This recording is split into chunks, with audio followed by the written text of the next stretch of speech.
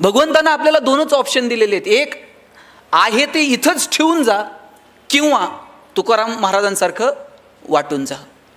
साधनं आपण आपल्यासाठी निर्माण केली, त्याच्या किती अधीन जावं.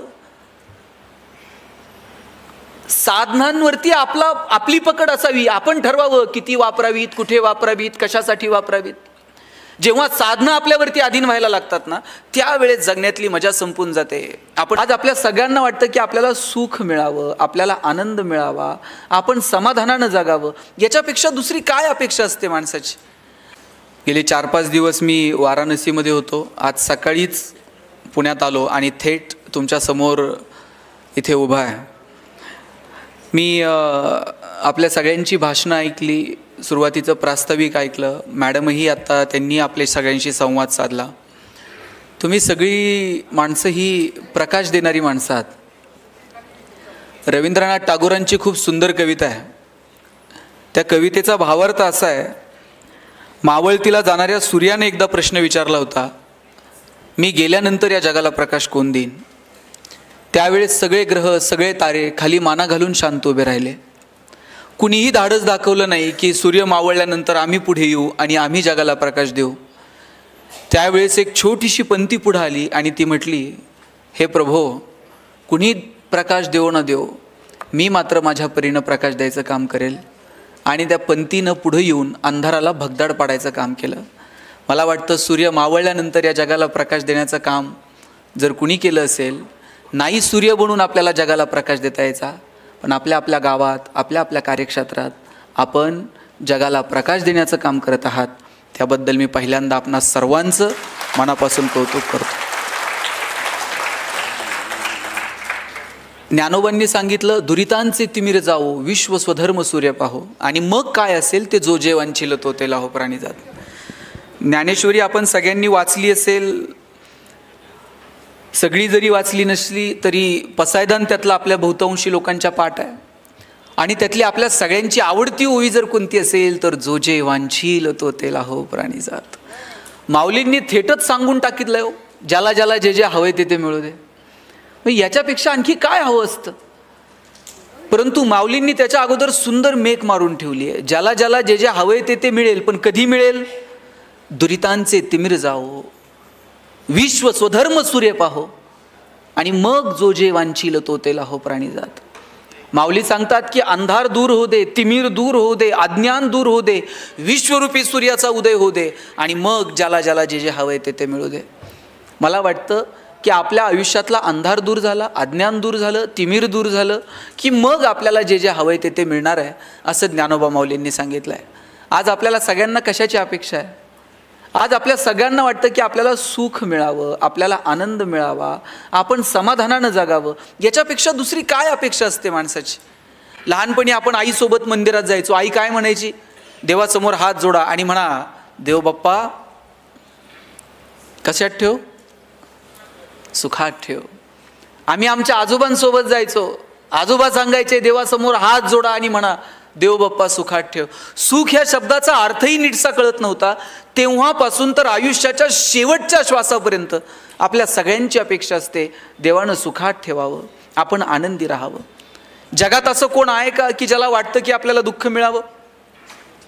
हां, 2-5 लोक असतील की ज्यांनी भगवंताकडे दुःख मागितलं, पण त्यातही सुखाची अपेक्षा होती. कुंती भगवंताला म्हणते, मला प्रचंड दुःख दे, पण तिला ठाऊक आहे की दुःखाच्या काळात कृष्ण धावून येईल आणि मग कृष्णाला पाहण्याचं सुख मिळेल. तुका म्हणे करी फकीराचे परी, रात्रंदिस हरिनाम राहो मुखी. तुकाराम महाराज म्हणतात, भिकाऱ्याचं कर, फकीराचं कर, दारिद्र्य दे, पण तुझा हरिनाम मात्र मुखात राहू दे. एकीकडे दुःख मागितलं, पण कुठे ना कुठे एक सुखाची, एक आनंदाची अपेक्षा प्रत्येकाला असते. आपल्या सगळ्यांना आनंदी राहायचंय, खरंच राहायचंय. मला एक सांगा, आपल्याला आनंदी राहायचंय का आपण आनंदी आहोत हे जगाला दाखवायचंय.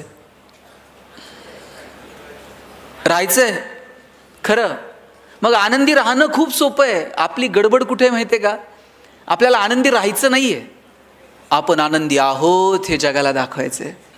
तुम्ही बघा, 10-20 लाख रुपये खर्च करून आपण परदेशात ट्रिपला जातो, तिथं काही बघतच नाही तो माणसं. फोटो काढताय, स्टेटसला ठेवताय, फोटो काढताय, स्टेटसला ठेवताय.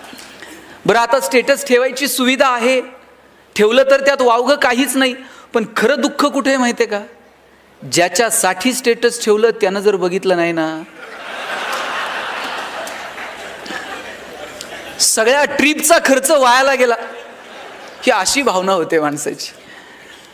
मग अडचण कुठे? आनंदी राहायचं सोपं आहे हो, पण आनंदी आहोत हे जगाला दाखवण्यासाठी जी गडबड चालली आहे ना, तिथे सगळं अवघड आहे. साधनं वाढत गेली पण आनंद किती होरपळत गेला आपण थोडंसं शोधून बघूयात. पूर्वी संवादाची साधनं कमी होती हो, माणसं थेट एकमेकांशी जाऊन बोलत होती. फार लांबच्या अंतरावर असतील तर पत्र पाठवत होती, पत्राची वाट पाहणं होतं. पोस्टमन जर पत्र घेऊन आला आणि आईनं जर ते पत्र वाचलं, आई पोस्टमनला म्हणायची बस बाबा चहा घेऊन जा. संवादात मजा होती, संवादाची साधनं नव्हती. आता संवादाची साधनं अपार आहेत, पण संवाद कधी संपला हेच कळलं नाही. मोबाईल तुमच्या माझ्या हातात आलेलं किती सुंदर साधन आहे, विदिन अ सेकंद तुम्ही जगापर्यंत पोहोचता. पण त्याचा इतका अतिरेकी वापर सुरू झाला की त्याचे दुष्परिणाम आता पाहायला मिळाले. ज्यानं मोबाईलचा शोध लावला त्याचं परवाचं स्टेटमेंट आहे, पश्चाताप झाला मला हे गॅझेट तुमच्या सगळ्यांसमोर आणून. वय वर्ष 0 ते 11 वयोगटातल्या लाखो मुलांचे डोळे निकामी झालेत, एवढा त्यांचा स्क्रीन टाईम वाढला आहे. मैदानावरती जाऊन खेळायला पोरं तयार नाहीत, घरातून पोरं मैदानावरती जातात आणि तिथे बसून मोबाईलवरती गेम खेळतात. 2-2, 2.5 वर्षाच्या पोरांच्या हातात तुम्ही मोबाईल देऊन टाकले आणि बाप असं कौतुकानं सांगते ना चौकात, मला कळत नाही ते त्याला कळतंय म्हणते मोबाईलमध्ये. ताई मला सांगा, मूल रडायला लागलं, लहानपण तुमचं मूल लहान असतं, रडायला लागलं, रडायला लागल्यानंतर तुम्ही काय करायचं? त्या मुलाला जवळ घ्यायचं आणि जवळ घेतल्यानंतर ते मूल रडणं थांबवत होतं. ते जवळ घेतल्यानंतर ते का रडणं थांबवायचं माहिती आहे? आईच्या गर्भात असताना त्या पोरानं पहिल्यांदा काय ऐकलंय? आईच्या हृदयाचे ठोके ऐकलेले आहेत. त्याला ते इतके परिचित आहेत 9 महिने की त्याला जवळ घेतल्याबरोबर आई त्या बाळाला कळतं की अरे माझी आई आहे, आणि ते पोरगं रडणं थांबवत होतं. आता मला सांगा, मूल रडायला लागल्यावर आई काय करते? आता हे मी सांगितलं का कुणी सांगितलं? आई मोबाईल काढते आणि पोराच्या हातात देते, आणि पोरगं असलं पुढचं आहे, मोबाईल हातात आल्याबरोबर रडायचं थांबते. आईच्या स्पर्शाची जागा जर मोबाईलच्या स्पर्शाने घेतली असेल तर हा कुणाचा पराजय? विज्ञान तंत्रज्ञानाचा विजय आहे का मातृत्वाचा पराजय आहे? हे ठरवण्याची वेळ आली आहे. आत्तापर्यंत मी एवढंच सांगत होतो भाषणात. काल मी येताना प्रवासात पाहिलं, म्हणजे आईनं जवळ घेतल्यानंतर मुलांना रडणं थांबवणं ही पहिली पायरी होती. मूल रडायला लागल्यानंतर आईनं पोराच्या हातात मोबाईल देणं ही दुसरी पायरी होती. आणि काल मी पाहिलं, पोरगं तिकडं रडतंय तरी आई मोबाईल सोडायला तयार नव्हते. ह्याला काय म्हणायचं? साधनं आपल्यासाठी आहेत का आपण साधनांसाठी आहोत? साधनं आपण आपल्यासाठी निर्माण केली, त्याच्या किती अधीन जावं? साधनांवरती आपली पकड असावी, आपण ठरवावं किती वापरावीत, कुठे वापरावीत, कशासाठी वापरावीत. जेव्हा साधनं आपल्यावरती अधीन व्हायला लागतात ना, त्यावेळेस जगण्यातली मजा संपून जाते. आपण साधनांमध्ये मजा, साधनांमध्ये आनंद शोधायला लागतो. घरात जर पाहुणे आले आणि आई जर चहा घेऊन गेली ना, पाहुणे विचारायचे गणेश कितवीला आहे, कावेरी कितवीला आहे, पाऊस पाणी बरं आहे का? पाहुण्याला बोलायला वेळ होता. आता घरात जर पाहुणे आले आणि आई जर चहा घेऊन गेली, पाहुणा असलं काहीच विचारत नाही, गणेश कितवीला आहे, पाऊस आहे का, पाणी आहे, त्याला काही घेणं देणं नाही हो. आई चहा घेऊन गेली का पाहुणा पटकन विचारतंय, तुमच्याकडं छोट्या पिनचा चार्जर आहे का? हे अस्वस्थ आहे. आणि याच्या अस्वस्थतेचं कारण काय? याच्या मोबाईलची बॅटरी लो आहे. मोबाईलची बॅटरी लो असणं हे जर आमच्या अस्वस्थतेचं कारण असेल तर किती फंटूस आयुष्य आम्ही जगत आहोत. सोशल मीडिया किती सुंदर साधन आहे, आपल्याला व्यक्त होता येतं, जगापर्यंत पोहोचता येतं, जगात काय चाललंय ते कळतं, पण किती अतिरेकी वापर. साहेब, परवा आमच्याकडे एका घरात चोरी झाली.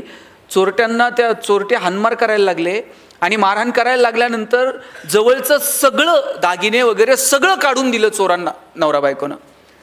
बरं, ते सगळं समोर पाहून सुद्धा चोर समाधानी झाले नाहीत. चोर त्या बाईला म्हणले, तुझ्या नवऱ्यानं ॲनिव्हर्सरीला दिलेला आयफोन दे, तुझ्या भावानं तुला ते वाढदिवसाला पाठवलेलं नेकलेस दे. ती बाई म्हणली, तुम्ही चोर आहेत का? कोण? तुम्हाला कसं माहीत? तिला आम्ही फेसबुक फ्रेंड आहोत आपण सगळे, आम्हाला माहीत आहे तुझ्याकडे काय काय दे म्हणले सगळं.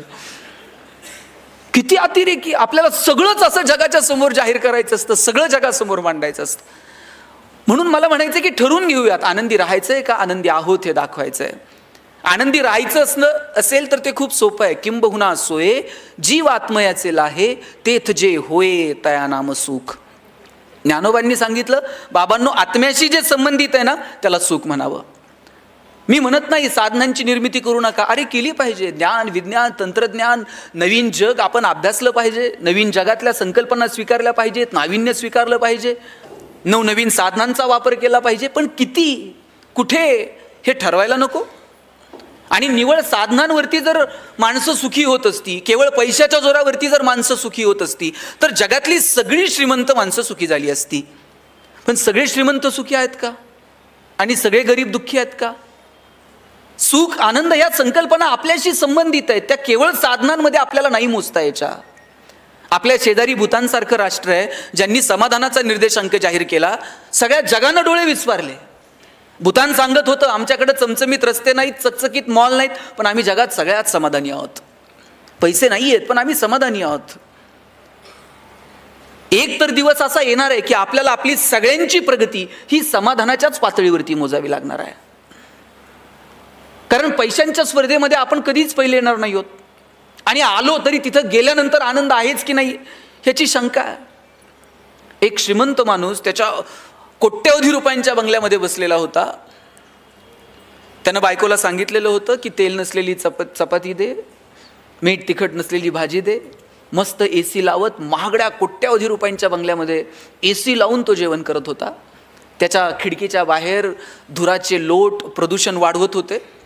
आणि त्याच वेळेला साधारण कमाई असणारा एक शेतकरी शेताच्या बांधावरती बसून तेल, मीठ, मिरची खात होता. समोर पाटातून पाणी वाहत होतं. हिरवगार शेत समोर डोलत होतं.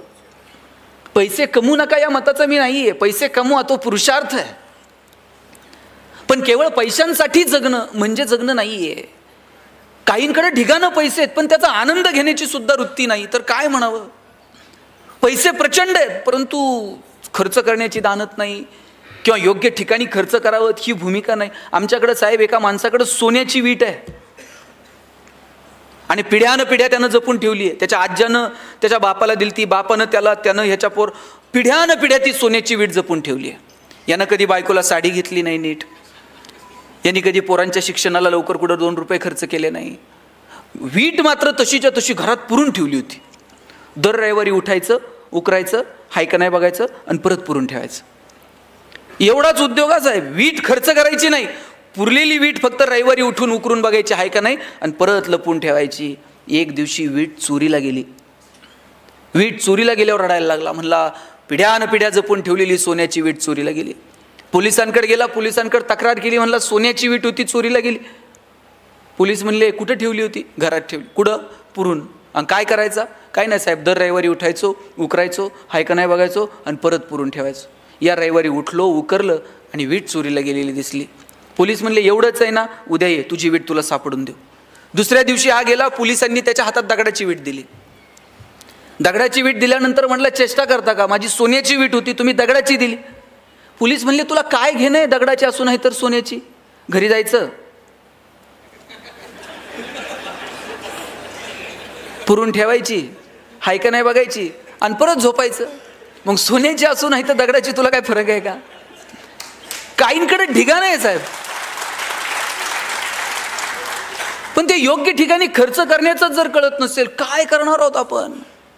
भगवंतानं आपल्याला 2च ऑप्शन दिलेले आहेत. एक आहे ते इथंच ठेवून जा किंवा तुकाराम महाराजांसारखं वाटून जा. आता तुकाराम महाराजांसारखं वाटून जायला लय मोठं मन लागतंय. मग आपल्याकडे दुसराच ऑप्शन शिल्लक आहे ते ठेवून जा. एकही रुपया वरती घेऊन जाण्याची सुविधा नाही. आणि असती तर आपण सोयीनं गेलो असतो का? ह्याचं नेता येईल का, त्याचं नेता येईल का, काय करता येईल?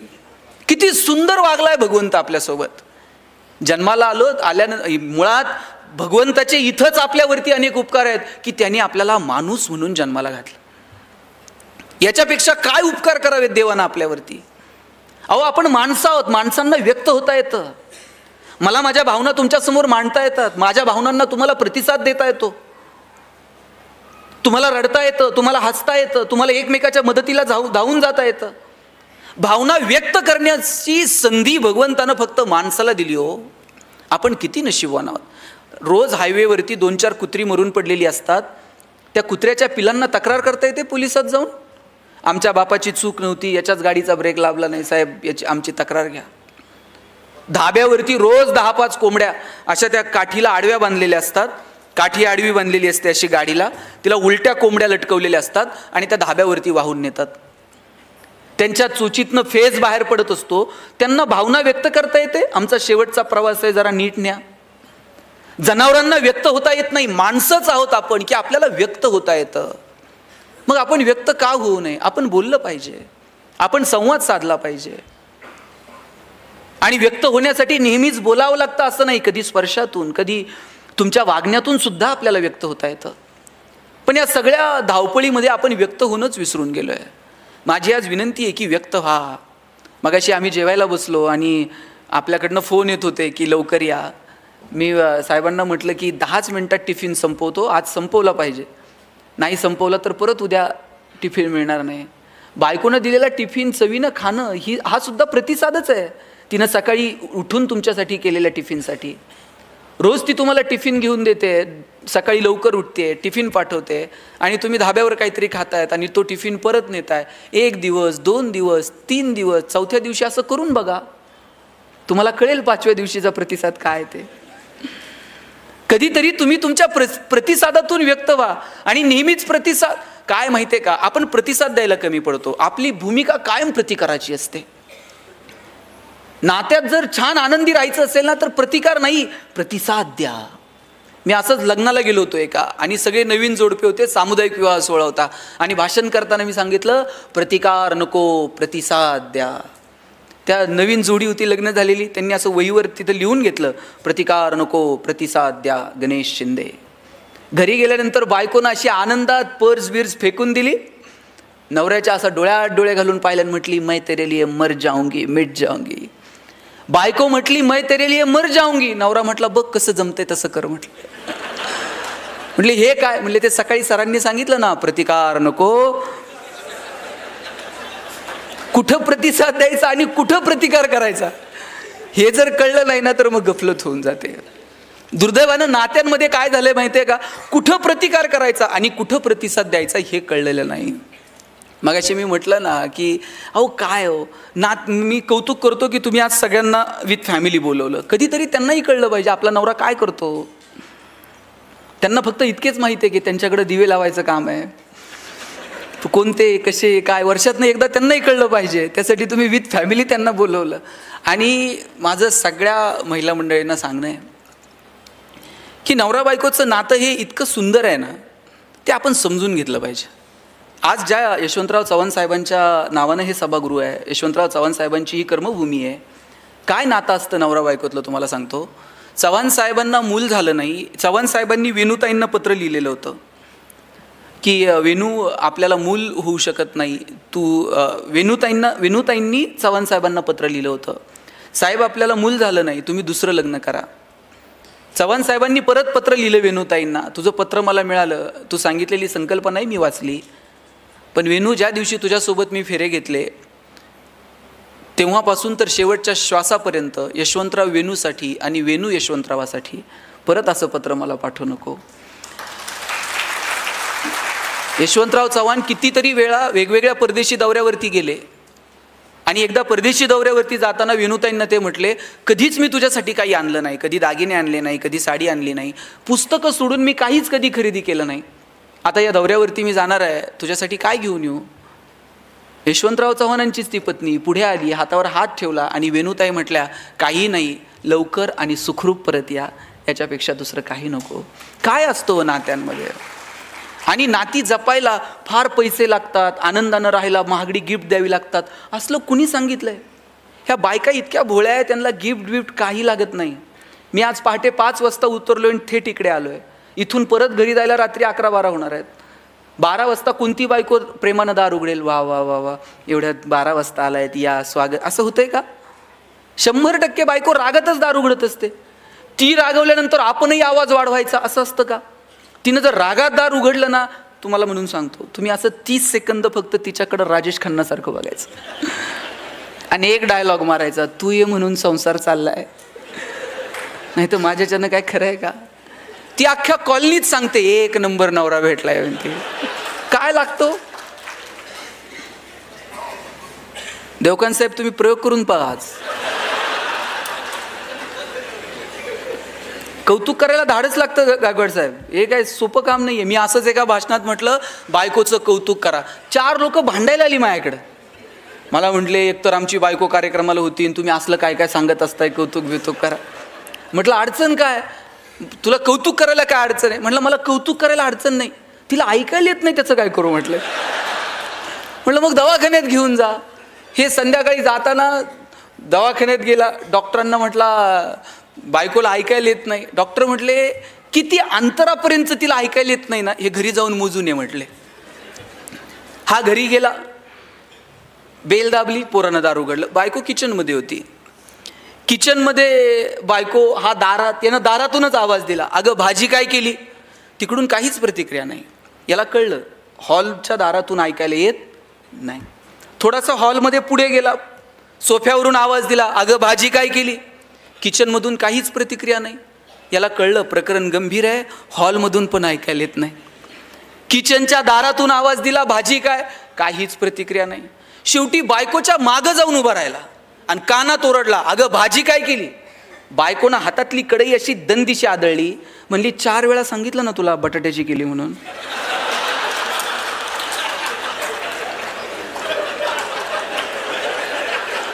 तुम्हाला कळलं का नाही? कुणाला आवडत नाही हो, देवाला सुद्धा कौतुक आवडतं. देवाला सुद्धा त्याचं नाव घेतल्यानंतर छान. आपण तर माणसं आहोत. चांगलं काम करणाऱ्या माणसांचं कौतुक करा. तुमच्या ऑफिसमध्ये तुमचा कर्मचारी चांगलं काम करतोय ना, कधीतरी त्याच्या पाठीवर थाप मारा, अरे वा छान, तू चांगलं काम केलं. एखादा चुकत असेल तर त्याला केबिनमध्ये बोलून एकांतात सांगा की तुझं हे चुकतंय, परत असं होऊ देऊ नको. आपण उलट करतो. आपण 4 चौघात अपमान करतो आणि कौतुक एकांतात करतो. 4 चौघात कौतुक करायचं असतं आणि चुका ह्या कानात सांगायच्या असतात. तुम्ही सुद्धा हे घरी करून बघा. 4 चौघात तुम्ही कौतुक करा तुमच्या मुलांचं आणि मुलं एकांतात असतील तेव्हा त्यांच्या चुका सांगा. आपण पाहुणे आले का मग म्हणतो पोरगं एकदम बावळट आहे हो. कुणाचं आहे? मग का पाहुण्यांच्या समोर जाहिरात करायची? बरं आपण जर म्हटलं ना तुम्ही पोरगं कितीही बावळट असू द्या आणि पाहुणे आल्यानंतर तुम्ही फक्त पाहुण्यांना म्हणायचं आमचा दादा इतका हुशार आहे ना, दादा लगेच पुस्तक घेऊन बसतंय पाहुण्याच्या पुढं. आणि तुम्ही जर म्हणले ना दादा एकदम बावळट आहे, दादा बाहेर जातंय, पाहुण्याच्या बुटात पाणी होतं, लेसला लेस बांधन, ते मूर्खपणा करायची एकही संधी सोडत नाही. तुम्ही 4 चौघात कौतुक करून बघा आणि एकांतामध्ये ज्या चुका झाल्यात ना त्या चुका सांगून बघा. आयुष्य खूप सुंदर आहे. छोट्या छोट्या गोष्टींची मजा घेत आपल्याला पुढे जावं लागेल. मगाशी कुणीतरी सांगितलं आत्महत्या. का आपण आत्महत्या करतो? अहो माणसाचा जन्म मिळणं याच्यापेक्षा आणखी काय सुंदर असू शकतो मला सांगा? फार फार तर काय होईल, कुणीतरी गरिबीत जन्माला येईल, कुणीतरी श्रीमंत कुटुंबात जन्माला. अरे गरिबीत जन्माला आलो ठीक आहे, कुठं जन्माला यायचं आमच्या हातात नाही, पण आम्ही गरिबीत मरणार नाही हे मात्र स्वतःला दणकून सांगायचं. हां चला आम्ही कष्ट करू, काबाड कष्ट करू, मोठी होऊ, शिकू. किती किती संधी भगवंतानं तुम्हाला मला दिल्यात. मगाशी कुणीतरी एका व्यापाऱ्याचं उदाहरण सांगितलं की व्यापारात अपयश आलं, सरांनीच सांगितलं. अशा छोट्या छोट्या कारणांसाठी गडबडीत होऊ नये. छोट्या छोट्या गोष्टींसाठी आपण आत्महत्या वगैरे हे तर फार मोठे शब्द झाले हो. अनेक क्षेत्रातल्या लोकांनी आत्महत्या केल्या, इंडस्ट्रीतल्या लोकांनी आत्महत्या केल्या, व्यावसायिकांनी आत्महत्या केल्या, अनेक सामाजिक कार्यकर्त्यांनी आत्महत्या केल्या. मला प्रश्न पडतो की ज्याला जगणं कळालंय ना तो माणूस आत्महत्यांकडे का वळतो? आपल्याला बोलता येतं, चालता येतं, भगवंतानं विचार करण्याची क्षमता आपल्याला दिली, मुळात माणूस म्हणून जन्माला घातलं. आणि लक्षात घ्या किती उपकार आहेत देवाचे आपल्यावरती. जन्माला येण्याची बातमी देव 9 महिने आधी सांगतो. 9 महिने आपल्याला आधी संकेत मिळतात कुणीतरी जन्माला येणार आहे. मृत्यूचे संकेत आपल्याला 9 मिनिट तर आधी मिळतात का? आणि समजा 9 महिने आधी आपल्याला पत्र आलं असतं, हां तुमचं आवरलं आता उरकून घ्या. पत्र आल्याबरोबर लोक गेली असती साहेब. देवाचे किती उपकार आहेत. जन्माला येण्याचे संकेत तो 9 महिने आधी देतो, पण मृत्यूचे संकेत आपल्याला मिळत नाहीत. आपण सगळेजण जाणार आहोत, पण आपल्याला माहित आहे का आपण कधी जाणार आहोत? नाही. आणि म्हणून तर आपण आनंदात राहू शकतो. एका स्मशानभूमीवरती सुंदर वाक्य लिहिलेलं होतं, मेरी मंजिल बस यही तक थी, मैंने आते आते जिंदगी गुजारली. आपल्याला सगळ्यांना तिथे जाऊन पोहोचायचं आहे. तिथं जाईपर्यंत आनंदानं जगू. तिथं जाईपर्यंतचा प्रवास इतका मस्त असला पाहिजे, जगाला आपलं कौतुक वाटेल की नाही मला माहीत नाही, आपलं आपल्याला कौतुक वाटलं पाहिजे. तुकाराम महाराज निघाले आणि एकाने विचारलं, महाराज तुम्ही निघाले, काय मिळवलं हो तुम्ही आयुष्यात? ग्रंथ लिहिले, अभंग लिहिले, काय मिळालं काय आयुष्यात? तुकाराम महाराज म्हटले, कौतुक वाटे झाली या वेचाचे. जगाचं काय मला माहीत नाही, पण मी जे जगलो ना, माझं मला कौतुक वाटतंय. आपल्याला कौतुक वाटलं पाहिजे की अरे आम्ही मस्त जगलो, नव्हती आमची परिस्थिती पण केलं आमच्या परीनं जेवढं होईल तेवढं. नाही आम्ही धनदांडग्या कुटुंबात जन्माला आलो, पण शिकलो, अधिकारी झालो, आलो समाजामध्ये, पोरंबाळं उभी केली, 4 कुटुंबांना मदत केली, 10 गावं उभी केली. हे आपल्याला कौतुक वाटलं पाहिजे की माणूस म्हणून आपण नेमकं काय जगलो. अहो, शेतकऱ्याचा एखाद्याचा तुम्हाला फोन येतो आणि तुम्ही पटकन तुमचा माणूस तिथं बांधावरती पाठवता, त्याची विजेची तार जोडून देता, त्याच्या बांधावरती लाईट येते, त्याची मोटर चालू होते. ही गोष्ट तुम्हाला छोटी वाटत असेल की तुमच्या वरिष्ठांनी सांगितलंय, फोन आलाय, तुम्ही काम करून आलात. पण 4 दिवस जर लाईट मिळाली नाही, त्याची मोटर जर चालली नाही, तर 4 दिवसात त्याचं होणारं जे नुकसान आहे याची कल्पना तुम्ही करू शकत नाहीत. तुमच्या दृष्टीनं ते छोटं काम आहे, पण त्याच्या दृष्टीनं ती गोष्ट आभाळ एवढी असते. एखाद्या पोराचा पेपर आहे उद्या आणि त्याच्या घरात लाईट नाही आहे आणि तुम्ही जाता आणि विजेची समस्या संपून ती वायर जोडून देतात, लाईट लागते. त्या पोराला विचारा त्या 8-10 तासांची किंमत काय आहे. उद्या पेपर होता पण तुमच्यामुळे तो रात्रभर अभ्यास करू शकला. गोष्ट छोटी आहे, पण त्या समोरच्या व्यक्तीसाठी ती डोंगरा एवढी गोष्ट आहे. या गोष्टींचं कोण तुमचं कौतुक करल नाही मला माहीत नाही, पण तुमचं मात्र तुम्हाला कौतुक वाटलं पाहिजे. रोज मृत्यूशी सामना, रोज फील्डवरती तुम्ही काम करणारी माणसात, रोज विजेच्या तारांशी तुमचं खेळणं आहे, वरती त्या खांबावरती चढणं आहे.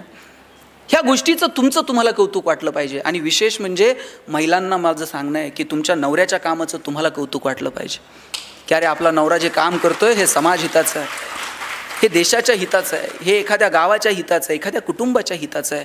त्याचा अभिमान तुम्हाला वाटला पाहिजे. तुम्ही तुमच्या पोरांना तुमच्या नवऱ्याची गोष्ट सांगितली पाहिजे की राजा तुझ्या बाबांना हे असं केलं आहे, तुझे वडील हे काम करतात, याचा अभिमान बाळग. आपण हे कधी सांगणार आहोत येणाऱ्या पिढ्यांना? येणाऱ्या पिढ्यांना सांगता यावं असं कर्तृत्व उभं करणं ही सुद्धा आपली जबाबदारी नाही का? मला वाटतं ती जबाबदारी आपल्याला स्वीकारता आली पाहिजे. त्या जबाबदारीनुसार आपल्याला वागता आलं पाहिजे. छोट्या छोट्या गोष्टी आहेत पण ज्यातून कमालीचा आनंद मिळू शकतो, त्या कमालीचा आनंद देणाऱ्या गोष्टी आपण शोधल्या पाहिजेत.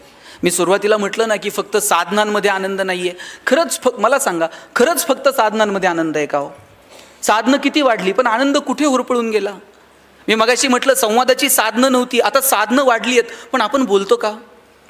प्रत्येकाच्या हातात मोबाईल आलेत पण आपलं बोलणं सुधारलंय का? रस्ते सिमेंटचे झालेत पण आपलं चालणं सुधारलंय का? पैशांच्या जोरावर हजारो किलोमीटर दूर असणारे चंद्र, सूर्य, ग्रह, तारे दुर्बिणीच्या साह्यानं जवळ करून पाहिलेत, पण आयुष्यभर शेजारी राहणाऱ्या माणसाबरोबर आपले प्रेमाचे संबंध निर्माण झालेत का? मग निवळ साधनांच्या जोरावरती आनंद निर्माण कसा होईल? साधनं कमवू नका या मताचा नाही, पण निवळ साधनांच्या जोरावरती आनंद मिळत नाही हे मात्र आपण ठरवलं पाहिजे. सुरुवातीला नोकऱ्या लागल्या, साहेब किती पगार होते हो सुरुवातीला? आता हे जे रिटायर झालेली माणसं असतील, किती पगारांनी तुमच्या नोकऱ्या सुरू झाल्या? किती पगार होते? किती? 3,000 रुपये पगार होता. काय हो 3,000 रुपये पगाराने नोकरी सुरू झाली? 3,000 पगारात लगेच 2 BHK फ्लॅट घेतला का? एका खोलीतून संसार सुरू. माझे वडील मुख्याध्यापक म्हणून रिटायर झाले, 15,000 रुपये पगार होता. रिटायरमेंटपर्यंत त्यांची सोसायटी संपली नाही, नंतर पेन्शनमधून त्यांनी सोसायटी भरली. पैसे नव्हते. मला या मागच्या पिढीचा खूप हेवा वाटतो साहेब. आमच्या पिढीला काय करायचं सांगा? आम्हाला एक फ्लॅट घ्यायचा आहे पुण्यात, त्याचेच हप्ते आयुष्यभर फेडायचे. एक गाडी घ्यायची, तिचंच कर्ज फेडत बसायचं आहे. याच्या व्यतिरिक्त आमच्यावर जबाबदारी काय? आमच्यावर विशेष जबाबदाऱ्या नाही आहेत. पण तुमच्या पिढीचं मला कौतुक वाटतं. पगार थोडे होते पण तुम्ही भावांचं शिक्षण केलं, बहिणींची लग्न केली, गावाकडं भावाला पाईपलाईन करून दिली, चुलत्या पुतण्यांची पोरं तुमच्या घरी शिकायला होती. अहो, गावातलं कुणी जर हॉस्पिटलला ॲडमिट असलं तर तुम्ही त्याला घरातून डबा घेऊन जात होतात. हे जे एकोपा होता, हे जे एकत्र असणं होतं, हे जे कुणासाठी तरी काहीतरी करणं होतं, यात काय आनंद आहे? पैसे नव्हते, 3,000 नोकऱ्या सुरू झाल्या. काय हो, बायको जर कधी म्हटली असेल इथून साताऱ्याला घेऊन चला, गाडी नव्हती स्वतःची, मित्राची गाडी घेऊन तिसऱ्याकडनं पेट्रोलला पैसे घेऊन गाडीवर बायकोला बसून साताऱ्याला निघायचं. निम्म्या रस्त्यात गेल्यावर गाडीतलं पेट्रोल संपत होतं. गाडी वाकडी करायची, टाकीत फुकायचं, किका मारून मारून घामाघूम. बायको असं बघायची, कुठून याची माझी गाठ पडली. अशात बायकोनं नुसता खांद्यावर हात ठेवू द्यावं साहेब, कित्येकांच्या गाड्या बिना पेट्रोलच्या साताऱ्यापर्यंत गेल्या. पैसे नव्हते पण आनंद होता की नाही? आता AC गाड्यांमधून नवरा बायको फिरतात. नवरा तिकडच्या खिडकीतनं तिकडं बघतो, बायको इकडच्या खिडकीतनं इकडं बघते. ड्रायव्हर मधल्या आरशातनं दोघांकडे बघत असतो. हे बोलत का नाही? यांना अडचण काय? साधनं वाढत गेली पण आनंद मात्र होरपळून गेला. तुम्ही बघा, शिर्डीला वगैरे अनेक लोक येतात,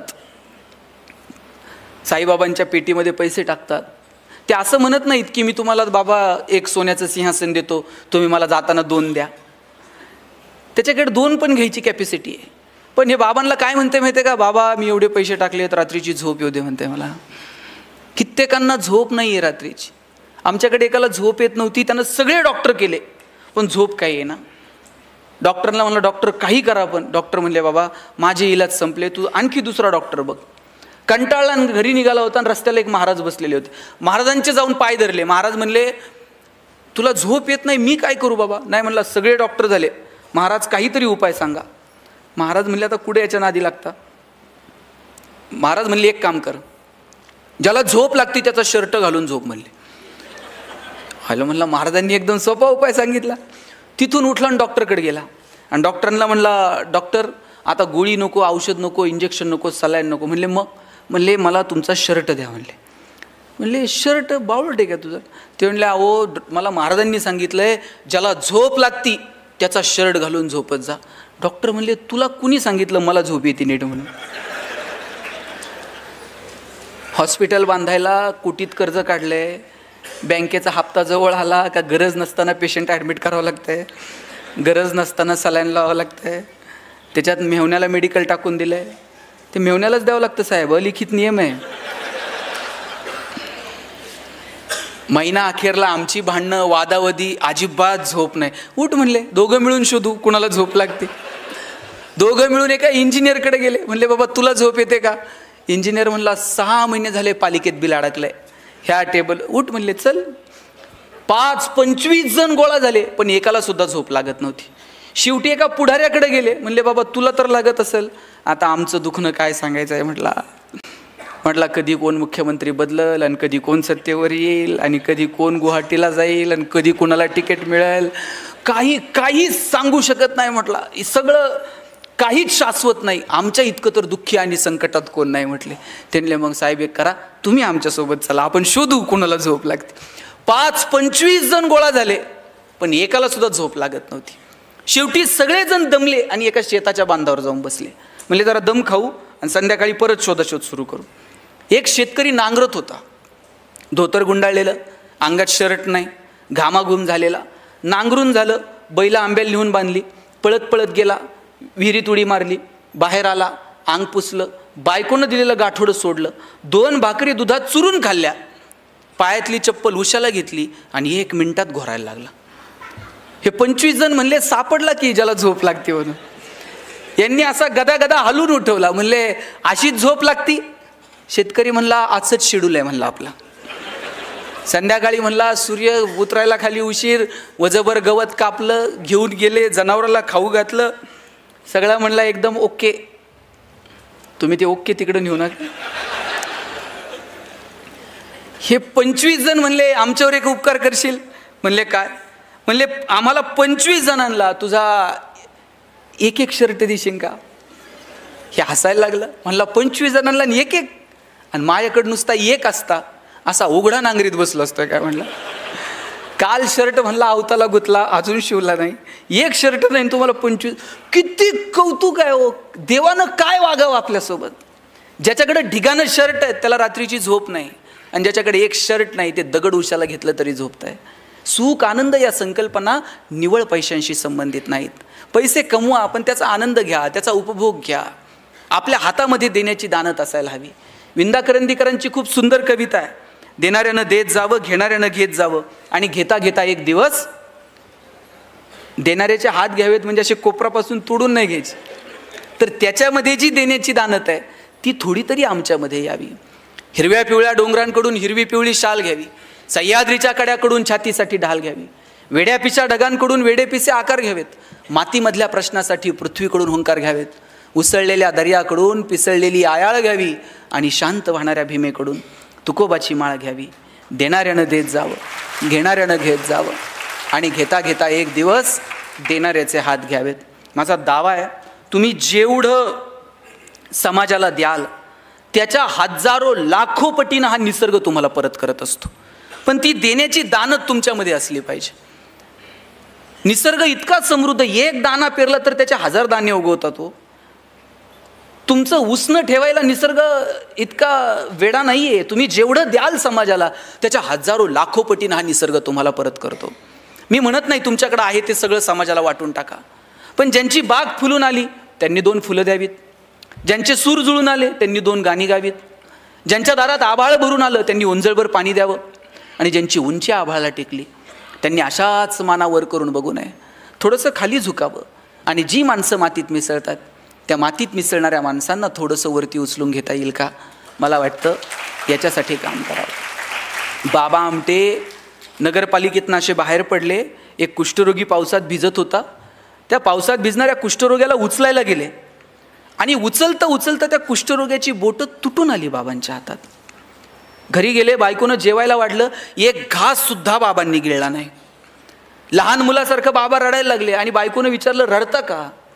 एक कुष्ठरोगी बघितला, त्याचं दुःख बघून डोळ्यात पाणी आलं. माई म्हटल्या, मग तुम्ही रडून त्याचं दुःख कमी होणार आहे का? चला दोघं जाऊ आणि त्याला घेऊन येऊ. दोघं नवरा बायको गेले, त्याला घेऊन आले आणि पाहता पाहता काट्याच्या वनात सुद्धा सुंदर आनंद उभं राहिलं. पण समाजाकडे पाहण्याची जी दृष्टी आहे ना, ती दृष्टी आपल्याकडे अपेक्षित आहे. हो, ती दृष्टी कशातनं मिळते? कुठलाही महागडा गॉगल लावून ती दृष्टी नाही मिळत, ती अंतर्मनातून प्रकट व्हावी लागते. ज्यावेळेस अर्जुनानं आग्रह केला कृष्णाला की विश्वरूप दाखव, त्यावेळेस कृष्ण तयार झाला हसत हसत की अर्जुना मी तुला विश्वरूप दाखवेल. अर्जुनालाही प्रश्न पडला की अरे राधा याच्या एवढी जवळची आहे, राधेला यानं विश्वरूप दाखवलं नाही. याच्या जवळच्या अनेक सवंगडी आहेत, अनेक गोप गोपिका आहेत, त्यांना कृष्णानं विश्वरूप दाखवलं नाही. आणि मग विश्वरूप दाखवण्यासाठी अर्जुनाची निवड झाली. याच्यापेक्षा आणखी काय असावं? अर्जुन खुश झाला. ज्ञानोबांनी ज्ञानेश्वरीमध्ये इतकं सुंदर वर्णन केलंय, वासराला जर पाना द्यायला गाय लागली तर मध्ये तिला थांबवता येत नाही तिचा पाना. अगदी तशीच परिस्थिती कृष्णाची आणि अर्जुनाची झालेली असावी. कृष्ण अर्जुनाला इतकं भरभरून ज्ञान देत होता आणि त्यात अर्जुनानं विचारलं आता विश्वरूप दाखव. कृष्णाला थांबता आलं नाही आणि कृष्ण म्हटला, अर्जुना बघ हे विश्वरूप. आणि विश्वरूप तुला दिसतंय का? असं ज्या वेळेस कृष्णानं अर्जुनाला विचारलं त्यावेळेस कृष्ण म्हटला, देवा तू विश्वरूप दाखवायचा प्रयत्न केला, पण ते पाहावं ती दृष्टी मला दिलेली नाही. कृष्ण म्हटला, अरे तुला सांगण्याच्या ओघात मी इतका भारावून गेलो की तुला ती दृष्टीच द्यायची विसरलो. कृष्णानं अर्जुनाला ती दृष्टी देऊ केली आणि मग त्याला विश्वरूप पाहायला मिळालं.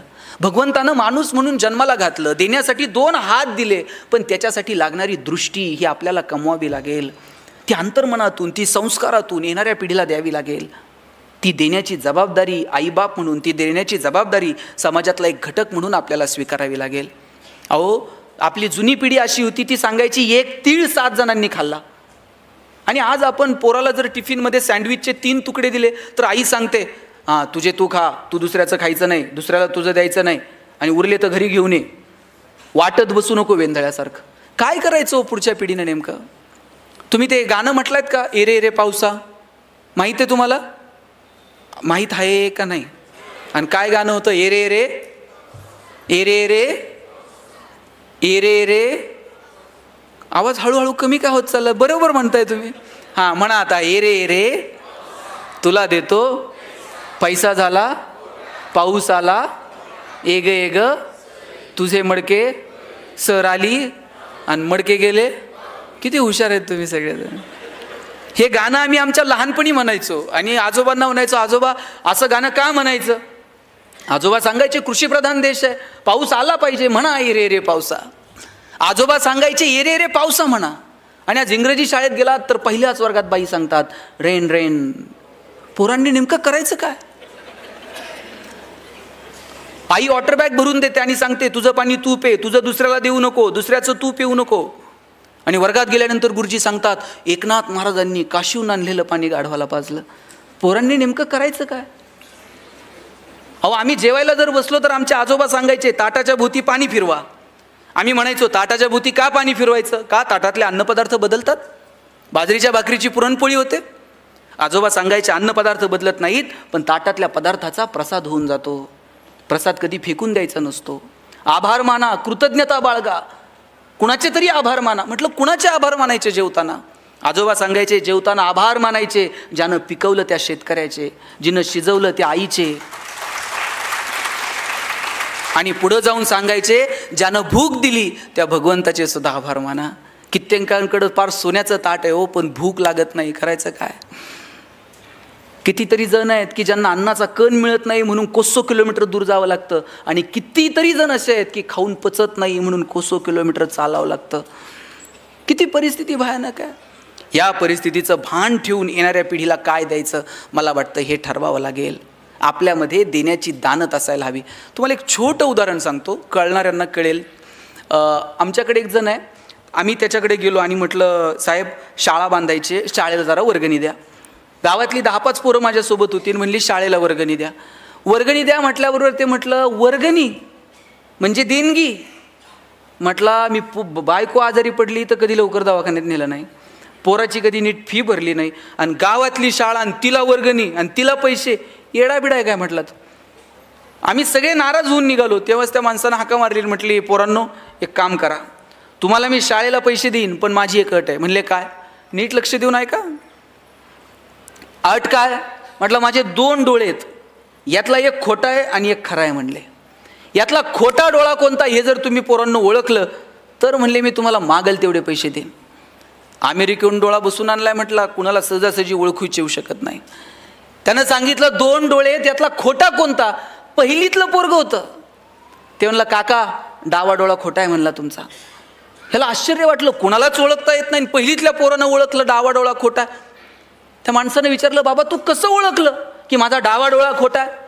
पोरगं म्हटलं काका तुमच्या डाव्या डोळ्यात आम्हाला थोडीशी करुणा दिसली, थोडंसं प्रेम दिसलं, थोडीशी सहानुभूती दिसली, आणि म्हटलं हाच खोटा असला पाहिजे. तुमच्या वागण्यावरनं तर वाटत नाही खऱ्या डोळ्यात ती शिल्लक आहे. काय जगतो आपण? 1 रुपयाचं नाणं जाणार नाही, आपण कशासाठी भांडतो? भगवान श्रीकृष्ण करंगळीवरती पर्वत उचलतो आणि बासरी मात्र 2 हातांनी घट्ट पकडतो. आता ज्याला करंगळीवरती पर्वत उचलता येतो ते बासरी तर अशी गरगरा फिरवली असती की नाही, मग ते 2 बोटांनी अशी घट्ट बासरी का पकडतो? कारण कृष्णाला ठाऊक आहे पराक्रम हा रणांगणात गाजवायचा असतो आणि नात्यांमध्ये प्रेम जपायचं असतं. आपण उलट करतो, नात्यांमध्ये पराक्रम गाजवतो आणि रणांगणात शस्त्र खाली ठेवतो. नात्यांमध्ये काय पराक्रम गाजवायचा आहे हो? 10 वर्ष झालंय भावाचं तोंड बघितलं नाही, काय पराक्रम आहे? एकाच आईच्या पोटी जन्माला आलेले 2 भाऊ ज्या बांधावर काहीच पिकत नाही त्याच्यासाठी भांडत बसतात. दोघांच्या भांडणात वकील 2 एकर विकत घेते हो. कसला पराक्रम आहे? 10 वर्ष झालंय बहिणीचं तोंड बघितलं नाही, बहिणीच्या दारात गेलं, ती गेल्यानंतर तुम्ही साडीन चोळी घेऊन जाल, तिला कळतंय का भाऊ आलाय आणि आता रडतोय? नात्यांमध्ये पराक्रम नसतो गाजवायचा, नात्यांमध्ये प्रेम द्यायचं असतं आणि रणांगण गाजवायला पराक्रम रणांगणात गाजवायचं असतो. आपण उलट करायला लागलो, नात्यांमधली मजा हरवून गेली आणि आपण इकडे तिकडे साधनांमध्ये मजा शोधायला लागलो. माझं सांगणं आहे, मी जास्त वेळ आपला घेत नाही, पण एक सांगतो की आयुष्य खूप सुंदर आहे. छोट्या छोट्या गोष्टींचा आनंद घ्या. आपल्या प्रत्येकात काहीतरी वेगळेपण आहे, ते वेगळेपण आपल्याला ओळखता आलं पाहिजे. छोट्या छोट्या मगाशी कुणीतरी सांगितलं की संकटांना घाबरू नका. काय घाबरायचं संकटांना? संकटांच्या समोर असं छाती काढून उभं राहता आलं पाहिजे शिवाजी महाराजांसारखं. कुणाच्या बापाला आपण कधी घाबरू नये. घाबरायचंय ना आपल्याला, आपण आपल्या कर्माला घाबरावं. इतर कुणाला घाबरण्याची काय गरज आहे? आपण आपल्या कर्माला घाबरावं की अरे माझ्या हातनं हे चुकीचं घडतंय. लक्षात ठेवा, चेंडू जसा भिंतीवर मारताना तसाच मागे येतो. तुम्ही जे पेरणार आहात ते उगवणार आहे. गहू पेरून कधी ज्वारी उगवत नाही. तुम्ही जे कर्म करणार त्याची फळं तुम्हाला इथंच फेडायची आहेत. म्हणून घाबरावं तर कर्मांना घाबरावं. काय द्यायचं समाजाला ते ठरवा, कसं जगायचं ते ठरवूयात. कधीतरी अंतर्मनात डोकावून स्वतःचा कधीतरी विचार करूया. आम्ही तो विचार करणं जेव्हा सोडून दिलं ना, तेव्हापासून आयुष्यातली मजा हरवून गेली. म्हणून या कार्यक्रमाच्या निमित्तानं मला आपल्या सगळ्यांना आवर्जून सांगायचं आहे की आपण काय करायचं ते ठरवून घेऊया.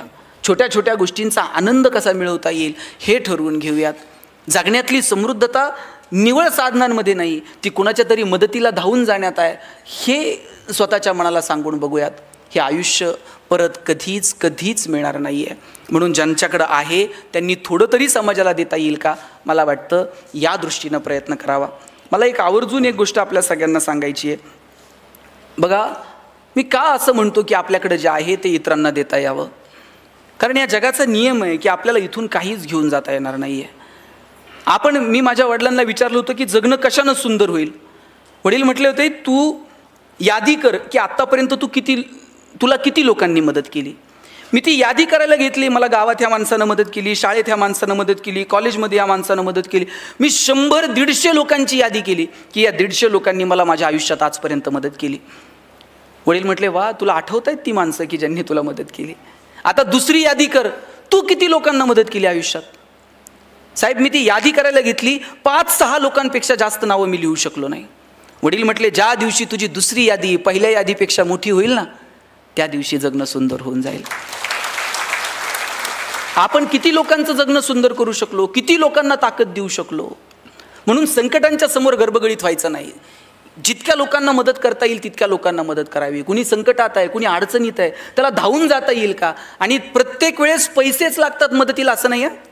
कधीतरी एखादा चांगलं काम करतोय ना, त्याच्या पाठीवर थाप मारा आणि त्याला सांगा, वा, छान काम करतोय, आम्ही आहोत तुझ्यासोबत. एवढं म्हटलात ना तरी त्या माणसाला 10 हत्तीचं बळ येतो काम करायला. म्हणून संकटांच्या समोर गडबडीत होऊ नका. शिवाजी महाराज मिर्झाराजेसोबत तह झाला, एक किल्ला मिर्झाराजेला द्यावा लागला. आणि नुसते किल्ले देऊन थांबले नाही, औरंगजेबाला भेटायला जावं लागलो. बरं, राजे एकटे गेले नाहीत, एवढ्याशा संभाजीराजाला सोबत घेऊन गेले. एखादा बाप म्हटला असता, मी संकटात चाललोय, लेकराला का नेऊ, पण घेऊन गेले संभाजीराजांना सोबत. मग मधला जो प्रवास आहे आग्र्यापर्यंतचा ताई, त्या प्रवासामध्ये शिवाजीराजांचं आणि संभाजीराजांचं काहीतरी बोलणं झालं असेल की नाही. काय बोलले असतील शिवाजीराजे संभाजीराजांना. स्विस बँकेत आपलं अकाउंट आहे, पासवर्ड सांगतो, काय बोलले काय असतील. शिवाजीराजांनी सांगितलं असेल, शंभूराजे, आतापर्यंत तुम्ही जिंकणं बघितलं, आतापर्यंत तुम्ही यश बघितलं, आयुष्यातला संघर्ष सुद्धा जवळून बघा, चला माझ्यासोबत. घेऊन गेले. तिथं गेल्यानंतर औरंगजेबाने एक हत्ती भेट म्हणून दिला संभाजीराजांना. आणि थोडीशी गंमत करावी म्हणून दिलेर खान म्हटला, शंभूराजे, आप इतने छोटे हो और हाथी इतना बड़ा है, इस हाथी को आप महाराष्ट्र में कैसे ले जाओगे. एवढासा संभाजी राजा दिलेर खानाच्या डोळ्यात डोळे घालून सांगतो, ये तो जानवर है, बैठ कर जाएंगे, नहीं आया तो खींच कर ले जाएंगे, लेकिन हमारे आबा साहब ने जो आपको किले दिए हैं वो तो अभी महाराष्ट्र में है, उन्हें आप आगरा कैसे ले आओगे. एवढासा संभाजी राजा पण माहित होता, आत्ता तहात दिलेत आणि मग घेऊ की परत एक एक, त्यात काय असते. दत्ताजी शिंदेच्या मानेवर तलवार ठेवली होती आणि विचारलं, क्यों पटेल और लढोगे. आणि त्याही अवस्थेत दत्ताजी शिंदे म्हटला, क्यों नाही, बचेंगे तो और भी लढेंगे. संकटाच्या समोर असं उभं राहायचं ना, संकटाला वाटलं पाहिजे कुठून याच्या नादाला लागलो. आणि प्रत्येक वेळेस संकटाशी 2 हात केलेत पाहिजे असं नाही. डोंगर पोखरत बसू नका हो, कधी कधी डोंगराला वळसा घालून निघून जा. प्रत्येक वेळेस संकटाच्या समोर भांडलंच पाहिजे असं नाही. कधीतरी दुर्लक्ष करा, कधीतरी मिश्किलपणे सामोरं जा. संकटाच्या समोर मिश्किलपणे सामोरं जाणं काय असतं ना, तुम्हाला एक गंमत सांगतो. तुम्हाला महमूद माहिती आहे का. महमूदचे पिक्चर बघितलेत. आम्ही एक महमूदचा पिक्चर पाहिलेला. त्या महमूदच्या छातीवर एका गुंडानं बंदूक ठेवली होती. आता याच्यापेक्षा मोठं संकट काय असू शकतं. थेट गुंडानं तुमच्या छातीवर बंदूक ठेवली. त्या महमूदच्या छातीवर बंदूक ठेवली आणि विचारलं, बोल तेरी आखरी ख्वाहिश क्या है. छातीवर बंदूक आहे आणि विचारलं, बोल तेरी आखरी ख्वाहिश क्या है. महमूद म्हटलं, आखरी ख्वाहिश तेरी बंदूक मुझे दे दे. म्हटलं, काय म्हणायचं याला. कधी कधी संकटाच्या समोर असं मिश्किलपणे सामोरं जाता आलं पाहिजे हो. म्हणून संकटांच्या समोर गडबडीत होऊ नका.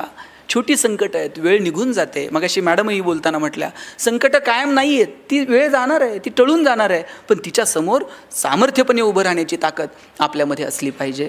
ती ताकद येणाऱ्या पिढीमध्ये निर्माण करा. त्या पिढीला वेळ द्या. सगळ्यात महत्त्वाचं म्हणजे येणाऱ्या पिढीला भरभरून वेळ द्या. मला अमिताभ बच्चनचा हेवा वाटतो. त्याची कंपनी कर्जाच्या ह्याच्यात पूर्ण बुडून गेली होती हो. एखादा म्हटला असता की मी इतकं सुंदर करिअर केलं, एवढा छान, आणि परत मी शून्यातनं स्वतःला उभं करायचं, गर्भगळीत झाला असता एखादा माणूस. पण हा तोच अमिताभ आहे ज्या अमिताभला आकाशवाणीमध्ये तुझा आवाज चांगला नाही म्हणून नोकरी नाकारली होती. हिरोईन त्याच्यासोबत काम करायला तयार नव्हत्या, म्हणायच्या तू खूप लंबू आहे, तुझ्यासमोर आम्ही बारीक दिसू, तुझ्यासोबत आम्ही काम करायला तयार नाही होत. त्या अमिताभनं स्वतःची बॉलिवूडमध्ये अशी काही उंची सेट केली, आता त्याला बॉलिवूडचा शहनशाह म्हणतात. कोरोनाच्या काळात कुणाचा आवाज ऐकायला येत नव्हता, पण फोन लावला का अमिताभचा आवाज ऐकायला यायचा. याच्यापेक्षा काय करिअर असते. आत्ताही तुम्ही टी व्ही लावून बघा, 5 मिनिटाला अमिताभ दिसतो. कोण बनेगा करोडपतीमधून पैसे कमवायला सांगतो, कमवलेल्या पैशातून कल्याण ज्वेलर्समध्ये जाऊन सोनं खरेदी करायला सांगतो, सोनं खरेदी केल्यानंतर मुथूट फायनान्समध्ये ठेवून कर्ज काढायला सांगतो, कर्जाचे हप्ते नाही भरता आले तर ते नवरत्न तेल आहेच, थंडा थंडा कोल कोल. कुठं नाही अमिताभ, कुठं नाही हो. का का आम्ही हरायचं आणि का किती आदर्श तुमच्या माझ्या डोळ्यात. तुम्ही सचिन तेंडुलकरची उंची किती हो.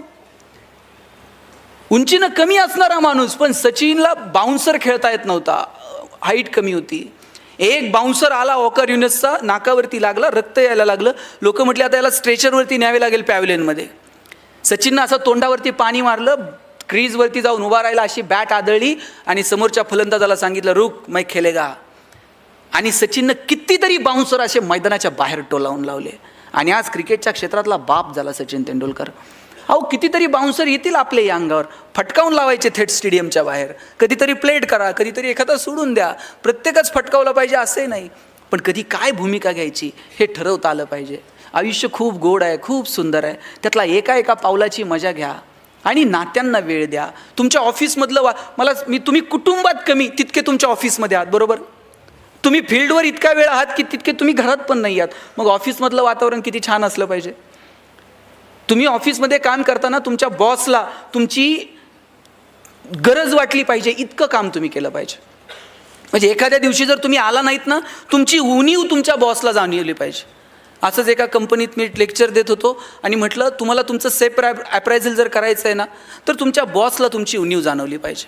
म्हणजे तुम्ही जर एखाद्या दिवशी रजेवर आहात, तुमच्या वरिष्ठ अधिकाऱ्याला वाटलं पाहिजे अरे आज ते नाही आहे त्याच्यामुळे ते जरा अडचण आली. तुमची उणीव जाणवली तर समजावं की आपण कामाचे आहोत. दुसऱ्या दिवशी एकानं ऑफिसच्या चाव्याच लपून ठेवल्या, ऑफिसला निघून गेलं. म्हटलं हे काय, म्हणलं उणीव जाणवली पाहिजे, दिवसभर फोन करताय म्हणले मला. हे असलं नाही हो, डिवोशननं काम केलं पाहिजे. आपल्याकडे ना स्ट्रेस मॅनेजमेंट नावाचा प्रकारच अस्तित्वात नाही. आपल्याकडे स्ट्रेस फक्त डायव्हर्ट करायचा, ह्या टेबलवरून त्या टेबलवर, त्या टेबलवरून त्या टेबलवर, वरतून आलं वसुली करा, त्यांनी लगेच खाली, ह्यांनी खाली. म्हणजे शेवटच्या माणसाला कळत नाही आता मी राग कुणावर काढू. ते घरी जाऊन बायकोला काहीतरी शिव्या देत आहे, बायकोला कळत नाही मी काय करू, ती पोराला लाटणं फेकून मारते. आता पोराला कुणीच उरत नाही, ते बाहेर कुत्र्याला जाऊन दगड मारते, ते तिसरंच कुणाला तरी चावतंय. स्ट्रेस मॅनेज होईल का. वरिष्ठांनी आपल्याला सांगितलंय बसूयात, एकत्र येऊयात, प्लॅन करूयात, तू हे कर, तू ते कर. स्ट्रेस असं डायव्हर्ट करू नका. सगळ्यांनी एकत्र मिळून आपल्याला ह्या गोष्टीला सामोरं जायचं, त्याचं छान प्लॅन करा. प्लॅनिंग म्हणजे काय, थिंक बिफोर ॲक्ट. कोणतीही कृती करायच्या अगोदर केलेला विचार म्हणजे planning. Proper utilization of the resources. तुमच्याकडे जे रिसोर्सेस आहेत ते तुम्हाला प्रॉपर वेनं युटिलाइज करता येतील का त्याचा विचार करा. मग जगण्यात असो किंवा तुमच्या कामात असो. भगवंतानं आपल्याला प्रत्येकाला काहीतरी वेगळं दिलंय. आपल्यातलं वेगळे पण काय ते स्वतःला विचारा, ते स्वतःला वारंवार सांगा. ह्या तुझ्या स्ट्रेंथ आहेत, हे तुझे विकनेस आहेत, हे विकनेस तुला कमी करायचे, ह्या स्ट्रेंथ तुला वाढवायच्यात. मी कॉलेजला गेलो, आमच्या सरांनी मला विचारलं गणेश तुला MBA कशात करायचं. मी म्हटलं मला ह्युमन रिसोर्स मॅनेजमेंटमध्ये MBA करायचं. सर प्रत्येकाला विचारायचे कोण MBA कशात करणार. आमच्या वर्गात एक बोबडं बोलणारं पोरगं होतं, त्याला विचारलं तुला MBA कशात करायचं. तर म्हटलं सर मला मार्केटिंगमध्ये MBA करायचं. म्हटलं सर म्हटले तुझं बॅकग्राऊंड कॉमर्स आहे, तुला नीट बोलता आहे ना, मार्केटिंगमध्ये चांगलं बोलावं लागतंय, तू कॉमर्समध्ये तू फायनान्समध्ये MBA कर. वर्गात पोरगं उठून उभं राहिलं म्हणला असल कळणार तर मार्केटिंगमध्ये MBA कळणार, नाही तर शिकणार नाही म्हटलं. आणि सर म्हणले तुला काय करायचं आहे ते कर, आपण परीक्षा घेऊयात, कुणामध्ये मार्केटिंगचं टॅलेंट आहे ते शोधूयात. आम्हाला सगळ्यांना 100 रामायणाच्या प्रती दिल्या आणि सांगितलं या रामायणाच्या प्रती बाजारात जाऊन विकून यायच्या.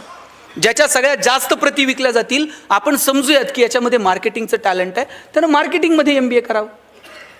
आता आम्हाला वाटलं आम्ही बोलणारी पोरं 100 रामायणाच्या प्रती तर अशा बाजारात जाऊन विकून येऊ. 8 दिवस आम्ही बाजारात फिरलो. 9व्या दिवशी वर्गात आलो. सरांनी विचारलं गणेश 100 पैकी किती प्रती गेल्या. म्हणलं 4. राहुल 8, संतोष 10. मार्क मिळवणारी पोरं पण 20पेक्षा जास्त प्रती कुणाच्याच गेल्या नाही. बोबडं बोलणारं पोरगं मागच्या वाकावर बसायचं. त्याला विचारलं तुझ्या किती प्रती गेल्या रे? म्हणला सल 100च्या 100 प्रती विकून आलो म्हटलं. आणि सर म्हणले केलं काय? मार्केटिंगची कोणती स्ट्रॅटेजी, कोणतं रेफरन्स बुक? म्हणला काहीच नाही, आम्ही लोकांच्या दालात जायचो, बेल दाबायचो, लोक बाहेर यायची, लोक बाहेर आली की समोर लामायण ठेवायचो आणि सांगायचं हे लामायण विकत घेता का वाचून दाखवू? लोक म्हणायची वाचून नको दाखवू, तुझं रामायण विकत घेतो. आता बोबडं बोलणं विकण्याचं आहे का स्ट्रेंथ आहे? आणि तो दाबून ठेवला असता तर स्ट्रेंथ ठरला असता का? प्रत्येकात काहीतरी वेगळेपण आहे हो. सचिन तेंडुलकर सारखा षटकार ऐश्वर्या रायला मारता येईल का? ऐश्वर्या राय सारखा ठुमका लता दिदींना देता येईल का? लता दिदींसारखं गाणं अशोक सराफला म्हणता येईल का? तुम्ही मला म्हणले भाषण कर, मी अजूनही 2 तास बोलेल. पण तुम्ही मला म्हणले आता तुम्ही डायरेक्ट काशीहून आलाय, जाता जाता इथून एखादी कुस्ती करून जा. आपल्याच्यानं जमणार नाही. जगात प्रत्येकात वेगळे. ते वेगळेपण ज्या दिवशी आपल्याला ओळखता येईल ना, त्या दिवशी जगणं सुंदर होऊन जाईल. आपल्या मुलांमध्ये काय वेगळेपण आहे ते शोधा, आपल्या कुटुंबाला वेळ द्या, आपल्या ऑफिसमधलं वातावरण छान आनंदानं कसं ठेवता येईल याचा प्रयत्न करा. आणि सगळ्यात महत्त्वाचं म्हणजे एकमेकांशी बोला, एकमेकांशी संवाद ठेवा. गेले कित्येक दिवसांपासून आपला संवाद हरवला आहे. स्वतःला विचारा बरं, किती दिवसांपूर्वी आपण आपल्या वडिलांशी बोललो आहे? किती दिवसांपूर्वी आपण आपल्या आईशी बोललो आहे? किती दिवस होऊन गेलेत आपला आणि आपल्या वडिलांचा स्पर्श नाही आहे, आपला आणि आपल्या आईचा स्पर्श नाही आहे. अरे स्पर्शांमधली मजा एक वेगळी आहे. काय लागतो आई आणि वडिलांसोबत स्पर्श ठेवायला? घरातून बाहेर पडताना ज्यांच्या ज्यांच्या नशिबानं घरात आई आहे त्यांनी घरातून बाहेर पडताना आईच्या पायावर डोकं ठेवून बघा. आई असं काळीच काढून देते, माझं आयुष्य तुला लाभू दे म्हणते. बापाच्या पायाला फक्त तुम्ही हात लावून बघा, बाप असा पाठीवर थाप मारतो, पठ्ठ्या सुखात राहा म्हणतो. लेकुराचे हित वाहे माऊलीचे चित्त, ऐसी कळवळ्याची जाती करी लाभाविन प्रीती. लाभाविना प्रेम करणारं जर जगात कोण असेल ना तर फक्त आणि फक्त तुमची आई आहे. मला सांगा पुरींनो, तुम्ही माहेरी गेलात, माहेर कुठपर्यंत? जोपर्यंत माहेरात आई आहे तोपर्यंत. बरं तुम्ही माहेरावरून सासरी येताना आईनं तुमची पिशवी कधी रिकामी पाठवली का? 4 वांगे घालून देईल, 4 शेंगा घालून देईल. तुम्ही कितीही श्रीमंत असा, तुमचं सासर कितीही श्रीमंत असू दे, आईनं कधी पिशवी तुमची रिकामी पाठवली नाही. एवढं प्रेम कोण करतो या जगात तुमच्यावरती? आई आणि बाप मुलाचं, बापाचं आणि मुलीचं हे एक वेगळं नातं आहे. मुलीचं आणि तिच्या बापाचं नातं तर काही और असतं.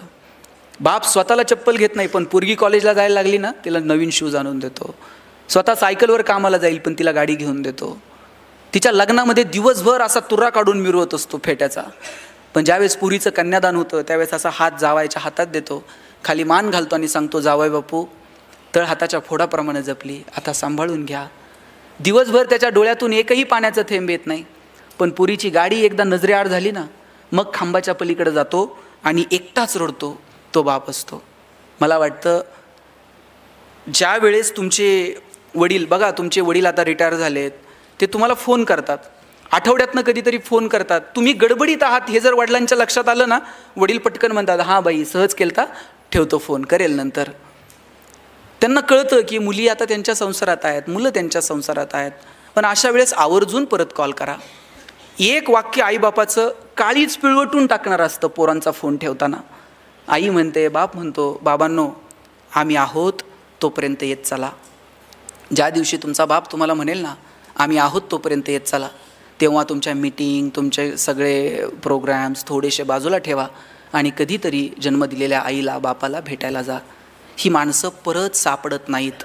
वर्षश्राद्धाला कितीही गाव जेवण घातलं आणि कितीही मोठे फ्लेक्स लावले आणि तुम्ही देवाला म्हटलात, खूप पाहुणे जमलेत, गेलेल्या बापाला, गेलेल्या आईला 5 मिनिटासाठी पाठवा, परत पाहता येत नाही. या जगात इकडं तिकडं देव सापडो न सापडो मला माहीत नाही, पण देवानं प्रत्येक घरात आईबाप म्हणून जन्म घेतला आहे. त्याची किंमत तुम्ही कशानंच फेडू शकत नाहीत. म्हणून ज्यांच्या ज्यांच्या नशिबानं आईबाप जिवंत आहेत त्यांना जपा, त्यांच्याशी संवाद ठेवा. घरातली म्हातारी माणसं ट्यूबलाईट इतका प्रकाश देत नाहीत, पण त्यांचं देवघरात निरंजनासारखं तेवत राहणं महत्त्वाचं असतं. ते विझून गेलं ना मग त्या लोकांची किंमत कळायला लागते. आपण खूप सकारात्मक जगणारी माणसं आहोत. लग्नाला ज्यावेळेस 7 फेरे घेतो त्यावेळेस आपण शपथ घेतो, त्यावेळेस आपण प्रतिज्ञा करतो 7 जन्म आता मी तुझाच आहे म्हणून. तुम्ही सुद्धा वडाच्या पौर्णिमेला जाता की नाही? आणि काय म्हणता वडाला? किती जन्म? 7 जन्म. त्या आजीला त्यांना त्या म्हणायच्या जन्मोन जन्मी. आता तुम्ही 7 जन्म म्हणताय. व्हॅलिडिटी आपली थोडी थोडी कमी होत चाललेली आहे. ते वडाचं झाड तुम्ही लावलंय खरं, आता हे पोस्टरपुरतीच वडाची झाडं उरलीत. खेड्यापाड्यात अजून आहेत. पुण्यात वटसावित्रीच्या पौर्णिमेला वड सापडत नाही, फांद्या विकाव्या लागतात आणि त्या फांदीला दोरा गुंढाळावा लागतो. याच्या पलीकडं सांगतो, फांदी पण मिळाली नाही. परवा एका बाईनं वहीवर चित्र काढलं आणि वहीला दोरा गुंढाळला आणि म्हणले 7 जन्म हाच नवरा मिळू दे. किती सगळं बदलत चाललेलं आहे. मला सांगा, आपण सकारात्मक जगतो, आपण ठरवतो 7 जन्म आम्ही जोडीदार आहोत. आपल्याला माहीत आहे का हो आपल्यातलं कोण आधी जाणार आहे? कुणीतरी एक जण थांबणार आहे, कुणाला तरी एकाला थोडंसं मागं राहावं लागणार आहे. असं एकाच सेकंदाला दोघंही गेले असं नाही होत. ज्या वेळेस, लक्षात ठेवा, ज्या वेळेस आई जाते वडील राहतात, वडील जातात आई राहते, त्यावेळेस जो एक माणूस राहतो ना, तो आतून पूर्णपणे पोखरलेला असतो, पण तो दाखवत नाही मुलाबाळांसाठी, नातवांसाठी. त्यावेळेस आपण त्यांचं आई वडील व्हायचं असतं. त्यांनी लहानपणी ऐपत नसताना आपल्या अनेक गोष्टी पूर्ण केलेल्या आहेत. ऐपत नसताना आपल्याला महागडी खेळणी आणून दिलेली आहेत. म्हातारी माणसं लहान मुलांसारखी असतात, ती हट्ट करतात, चिडतात. त्यावेळेस आपण त्यांच्यासाठी आईबाबा व्हायचं आणि त्यांना जपता येईल का याचा प्रयत्न करा. आई आणि वडील ह्या कुठल्याही बाजारात न मिळणाऱ्या गोष्टी आहेत, म्हणून त्यांना जपा. आईवडिलांनी सुद्धा मुलांना भरभरून वेळ द्या. मुलं सगळीच वेडी आहेत किंवा मुलं सगळीच कृतज्ञ आहेत असं नाही आहे. आईवडिलांनी सुद्धा मुलांना वेळ द्यावा, त्यांच्याशी बोलावं. फक्त त्यांच्यासाठी कोट्यावधी रुपये ठेवून कमवण्याच्या फंदात पडू नये. तुम्ही कितीही कमवा आणि पोरगं जर नालायक असलं ना, 2 दिवसात उडवताय साहेब. त्याच्यामध्ये कमवण्याची लायकी निर्माण करता येईल का याचा विचार करा. पैसे कमवू नका या मताचा मी नक्कीच नाही, पण आमचे वडील सांगतात वाईट मार्गाने मिळवलेले पैसे म्हणजे प्रेतावरची फुलं आहेत, हसूही देत नाहीत आणि रडूही देत नाहीत. चांगल्या मार्गानं जेवढं कमवता येईल तेवढं कमवा. सगळ्यांना त्याचा आनंद आपल्या येणाऱ्या पिढीला मिळेल का याची काहीतरी तजबीज लावून ठेवा. तुम्ही मृत्यूपत्र लिहिता, मृत्यूपत्रात आपण लिहितो मुलाला 2 एकर, मुलीला 2 एकर, मुलाला 2 लाख, मुलीला 2 लाख, हे सगळं लिहून ठेवता. मृत्यूपत्रात एकच गोष्टीचा उल्लेख नसतो आणि तो म्हणजे स्वतःचा. स्वतःसाठी काही ठेवून जात येतं का? असं म्हणतो का आपण की हे एवढं 2 एकर ह्याला द्या, 2 एकर त्याला द्या, उरलेलं 10 एकर माझ्याच नावावर ठेवा? आणि तुम्ही सांगून पण कोण ठेवताय का? नाही. त्यामुळं इथून काहीच घेऊन जाता येणार नाही आहे. जे आहे त्याची मजा घेऊ, जे आहे त्याचा आनंद घेता येईल का, मला वाटतं याचा विचार करा. मुलांना वेळ द्या भरभरून. आत्ता तुमची मुलं लहान लहान आहेत ना, त्यांना ज्ञानोबा समजून सांगा, त्यांना तुकोबा समजून सांगा, त्यांना छत्रपती शिवराय, छत्रपती संभाजीराजे समजून सांगा, अहिल्याबाई समजून सांगा. अभ्यासाच्या पलीकडे जाऊन या पोरांशी, अभ्यास सोडून आपण ह्या पोरांशी काही बोलतच नाही. तो मी म्हणत नाही पोरांनी मार्क पाडू नयेत, पण त्या मार्कांच्या पलीकडे जाऊन आईबाप म्हणून कधीतरी काही वेगळा संवाद मुलांसोबत साधा. पोरांमध्ये ते बळ निर्माण करा. ॲलॉन मस्कचं एक भाषण आत्ता येताना ऐकत होतो. ॲलॉन मस्क त्याच्या भाषणात सांगत होता 2050पर्यंत आम्ही विमानाचे प्रवास बंद करू आणि रॉकेटचे प्रवास सुरू करू. रॉकेट लॉन्च करता येतं, आम्ही आता लँड करू. ॲलॉन मस्क सांगत होता आम्ही अशी घरं तयार करत आहोत, त्या घरांच्या भिंती सोलर पॅनलच्या असतील, ते घर स्वतःची एनर्जी स्वतः क्रिएट करेल. तो सांगत होता आम्ही असे रस्ते तयार करत आहोत, त्या रस्त्यांवरून गाड्या धावतील आणि आपोआप त्यांची बॅटरी चार्ज होईल. जगातली पोरं काय विचार करतायत? आम्ही कुठं आहोत? आमच्या डोक्यात अजून पण तेच आहे, मीटरमध्ये कुठून वायर घालायची आणि कुठं काय करायचं, आकडा कसा टाकायचा आणि पकडल्यानंतर परत कुणाला फोन लावायचा. कसले विचार आहेत? आमची पोरं का व्यापक विचार करू शकत नाही? का आमच्या पोरांना वाटत नाही संशोधनात यावं, नवीन जगाशी आम्ही स्पर्धा करावी? ती स्वप्न आपण आपल्या लेकरांना दाखवली पाहिजेत. तो मोठा विचार आपण आपल्या पोरांना दिला पाहिजे आणि त्याच्यासाठी मुलांना भरभरून वेळ द्या, मुलांसोबत स्पर्श ठेवा. आजही तुम्ही घरी गेलात आणि आईनं जवळ घेतलं, बरं वाटतं की नाही? आईनं गालावर ओठ लावले, बरं वाटतं की नाही? सगळ्या प्रवासाचा शीन संपून जातो. पण आता मी बघतो बायका लिपस्टिक पुसेल म्हणून पोरांना फ्लाइंग किस द्यायला लागल्या. त्यांचा स्पर्श नाही.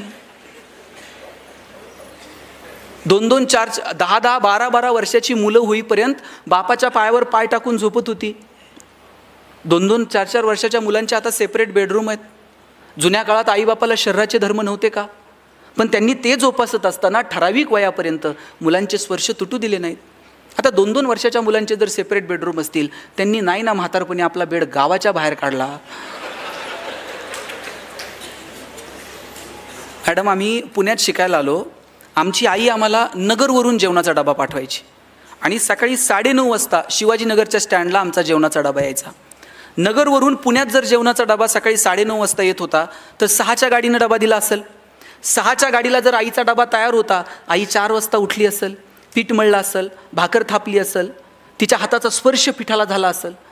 2 वर्षात चतकोरसुद्धा भाकर आम्ही कधी फेकून दिली नाही, कारण आई सकाळी उठून आमच्यासाठी डबा करून पाठवते. आणि डबे काय, डबे कसे यायचे हो? डबे फडक्यात यायचे आणि फडक्यात चिठ्ठी असायची, पोरांनो डबे खा, फडके जपून ठेवा. फडके जपून ठेवायचे. शनिवारच्या गाडीने फडके परत नगरला जायचे, सोमवारी परत त्या फडक्यांमध्ये डबे यायचे. त्याच्यामुळं डबा जपण्याची जी सवय लागली आहे ना, ती तेव्हापासून लागलेली आहे. अरे कुणीतरी आपल्यासाठी करतं, त्याचा आदर ठेवला पाहिजे. आता तुम्ही पोरांचे डबे चेक करा. Maggi, noodles, Kurkure, pastries, biscuits, विकत आणलेले प्रोडक्ट पोरांच्या डब्यात असतात. आणि अजून जर पगार वाढले ना, बायका 100ची नोट टाकून देणार पोराच्या डब्यात. तिकडंच जाण, काय खायचे ते खा. इथपर्यंत येऊ देऊ नका. मुलांसोबत तुमचा स्पर्श अपेक्षित आहे, मुलांसोबत तुमचा संवाद अपेक्षित आहे आणि मुलांना आईवडिलांच्या कष्टाची जाणीव असणं अपेक्षित आहे. नात्यांमध्ये पराक्रम न गाजवता नात्यांमध्ये प्रेम जपलं की आयुष्य आपोआप सुंदर होऊन जातं. ते सुंदर आयुष्य आपल्या सगळ्यांच्या वाट्याला येऊ अशी अपेक्षा या कार्यक्रमाच्या निमित्ताने व्यक्त करतो. तुमच्या ज्या ज्या समस्या आहेत, युनियनच्या माध्यमातून तुम्ही एकत्र आलात, त्या शासन दरबारी जाओत, त्या मागण्या तुमच्या काय नेहमीच सगळं ते मान्य हो आणि तुमच्या सगळ्यांच्या वाट्याला आनंद येऊ अशी अपेक्षा व्यक्त करतो. आणि जाताना इतकंच सांगतो, शेवटचं 1 मिनिट खाली बसा, शेवटचं 1 मिनिट, हसत राहा, आनंदानं जगा.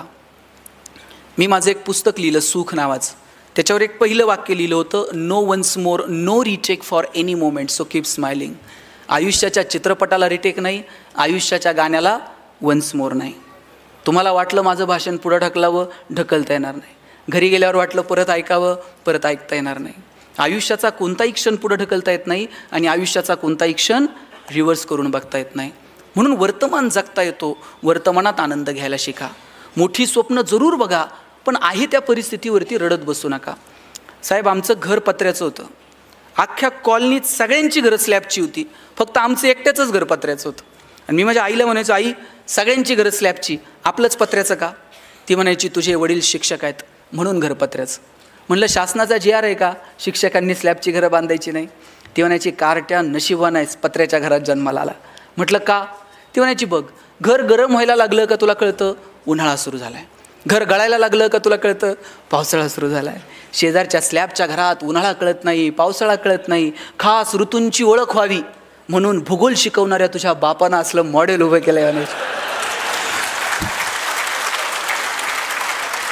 पैसे नव्हते पण आनंद इतका होता ना. वडील एक चॉकलेट आणायचे, माझ्या बहिणीच्या हातात द्यायचे आणि म्हणायचे, कावेरी गणेशाने तू अर्धा अर्ध करून खा. ताई चॉकलेटचे 2 भाग करायचे, एक मोठा आणि एक. ताई चॉकलेटचा मोठा भाग मला द्यायची आणि छोटा स्वतःला ठेवायची. चॉकलेट छोटं होतं पण आभाळा एवढा संस्कार करून गेलं. मोठ्या लोकांनी मोठ्या गोष्टी मोठ्या मनानं छोट्या लोकांना द्यायच्या असतात आणि जगात हे फक्त बहीण करू शकत्या. म्हणून बहिणीचं कौतुक करा, आपल्याही आणि इतरांच्याही. आपण आपल्या बहिणीचा जितका आदर करतो तितका आदर जर इतरांच्या बहिणीचा करता आला तर कोणत्या बहिणीसाठी मोर्चे काढावे लागणार नाहीत, कॅन्डल मार्च काढावे लागणार नाहीत. बहिणीचं सामर्थ्य काय आहे? ज्ञानियांचे ज्ञानी, योगियांचे योगी असणारे ज्ञानेश्वर दार लावून बसले हो. आणि कुणी म्हणायचं, ज्ञानोबा ताटी उघडा. ज्ञानियांचा ज्ञानी, योगियांचा योगी, कुणी धाडस करायचं, महाराज आता ताटी उघडा. त्यावेळेस एवढी एवढीशी मुक्ताई पुढं आली आणि म्हटली, चिंता क्रोध मागे सारा, ताटी उघडा ज्ञानेश्वरा. मुक्ताईनं हाक मारली म्हणून ज्ञानोबांनी ताटी उघडली आणि ज्ञानेश्वरीसारखा महान ग्रंथ तुमच्या माझ्या समोर आला. इतकं बहिणीचं महत्त्व आहे. म्हणून ही नाती जपा, त्या नात्यांना किंमत द्या आणि मस्त आयुष्याचा आनंद घ्या. हे आयुष्य परत मिळणार नाही. हसत राहा. पूर्वी किमान फोटोग्राफरनं सांगितल्यानंतर तरी लोक हसत होती. फोटोग्राफर म्हणायचं प्लीज स्माईल आणि मग लोक हसायची. आता फोटोग्राफरसुद्धा स्माईल म्हणत नाही हो, ते म्हणते प्लीज पोटात घ्या. आता पोट आत घेत म्हटलं ते हसत थोडीच घेणार आहे, त्याचं गंभीरपणे पोट आत घेत, तोही हसण्याचा ऑप्शन संपून. हसायला काय लागतो? आल्यापासून मी दोघं तिघं बघतोय हसलेच नाहीत. ते हसा वाटलं तरी शेजारच्याकडे बघणार, तो हसतोय का, मग मी का हसू? हसायला काय पैसे द्यावे लागतात का? आणि जनावरांना हसता येतं का? ताई तुम्ही शिनकूर करायला गोठ्यात गेलाय आणि एखाद्या म्हशीनं छान स्माईल दिली, म्हैस म्हणते का प्लीज वेलकम इन गोठा विथ स्माईल? साहेब तुम्ही कधी जनावरांना गाढवाला हसताना बघितलंय का?